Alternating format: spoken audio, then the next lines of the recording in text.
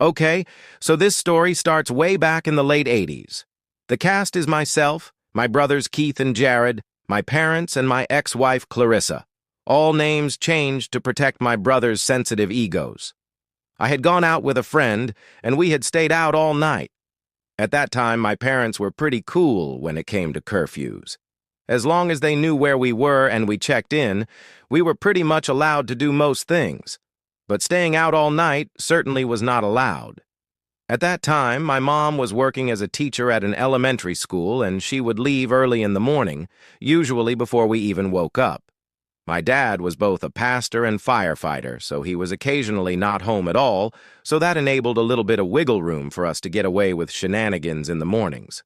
So I did get away with it, until the next night when we had a family dinner with us all together.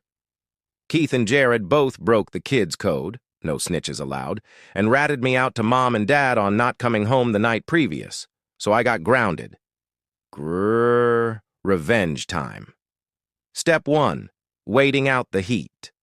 As a child, I was a big thinker and a planner, so when I got grounded, I decided to bide my time, and I waited about a month or so until all the heat was off.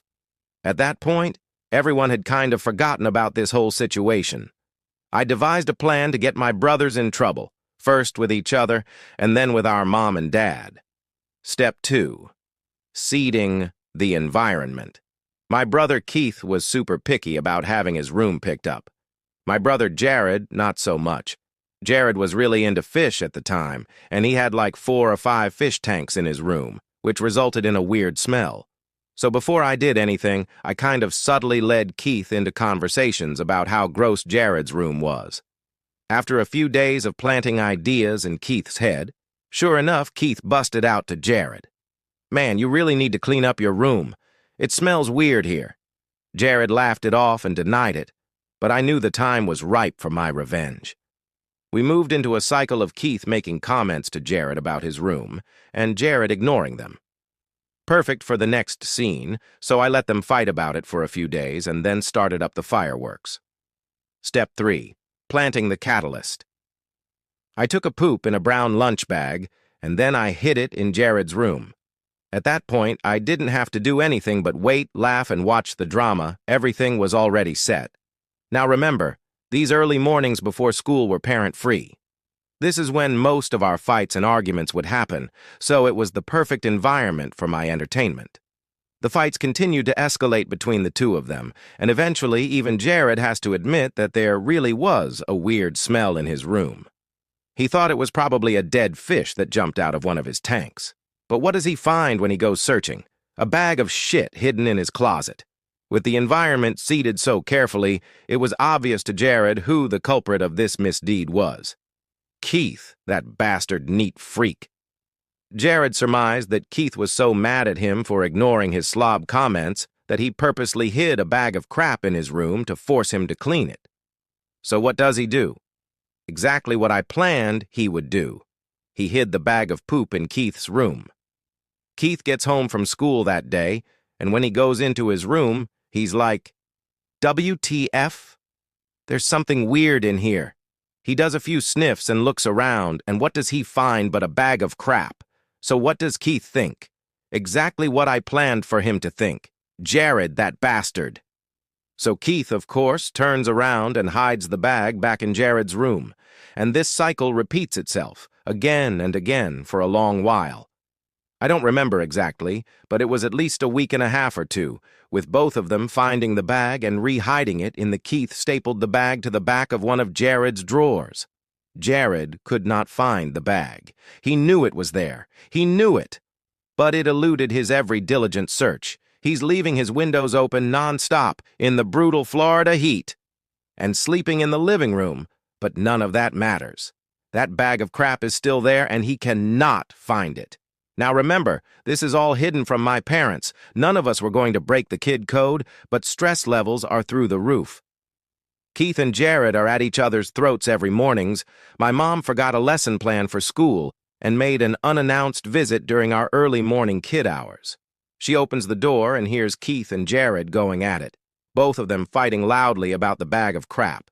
So Mom comes running into the hallway, separating both of them, and she is pissed. So you understand this next part? My mother never cursed. Even when she was mad, she didn't curse. But not this time. Something broke in Mom that morning because she yelled out at both of them. "Wait a second! Are you telling me you two hid a bag of shit in my house? Do you know how many times I have gone looking for the weird smell in this house?" There I was, in my bedroom, listening to it all play out. And I have to tell you, it was amazing. I couldn't have planned a more perfect finale for my revenge. Of course, the bag of shit was retrieved and discarded, and both of them were grounded for a long time.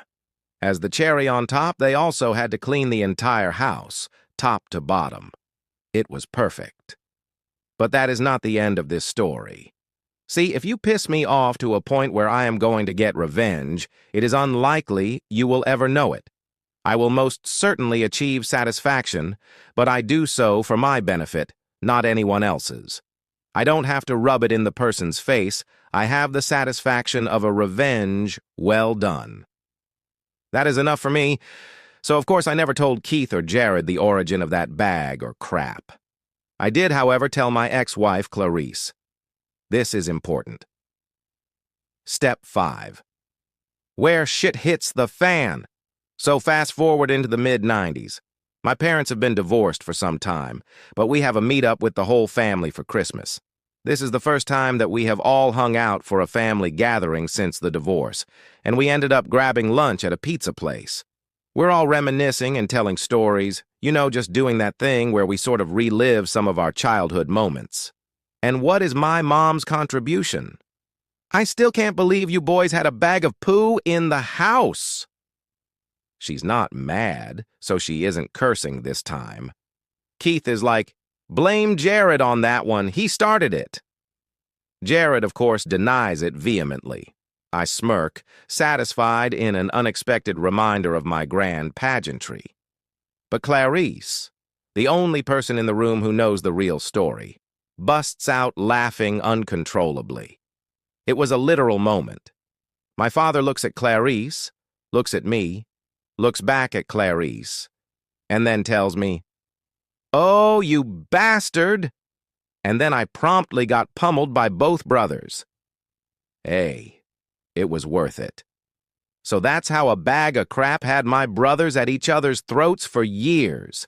And do you know what I learned from this story?